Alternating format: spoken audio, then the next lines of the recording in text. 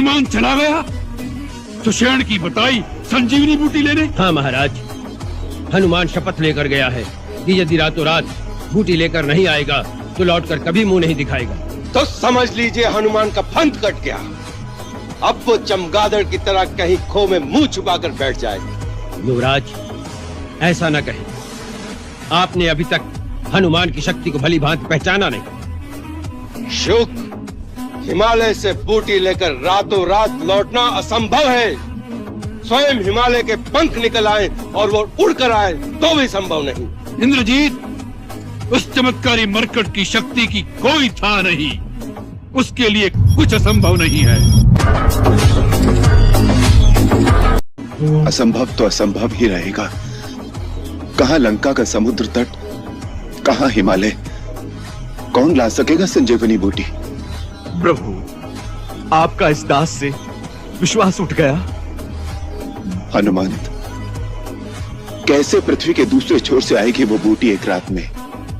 प्रभु, कर्मवीर सोचते नहीं, केवल कर्मरत हो जाते हैं।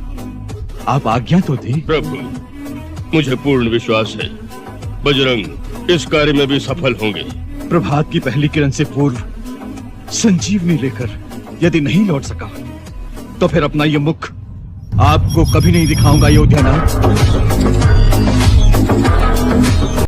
जानते नहीं हमारे राज्य में चोरी का दंड बड़ा भीषण है। मैं तो समझा था जिस नगरी का राजा स्वयं चोर, उस नगरी में चोरी करने पर दंड नहीं पारितोषिक मिलेगा। यदि इस राज्य में चोर को दंड दिया जाता है तो पहला दंड तुम्हारे पिता को मिलना चाहिए, जो चोरी से एक अबला स्त्री को उठा लाया है। इस भेद को कोई नहीं जानता, स्वयं अंजनी कुमार भी भूले हुए।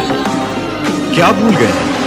अपना अथाह अलौकिक अपार बल, दैवी शक्ति तुम्हारे भौतिक माता पिता केसरी और अंजना अवश्य है, परंतु तुम कैलाशनाथ भगवान शंकर के 11वें रुद्र हो। वायु का तीव्र वेग तुम्हारे अंग अंग में समाया है। हे केसरी नंदन, इसी कारण संसार तुम्हें शंकर सुवन और पवन पुत्र कहकर पुकारता है।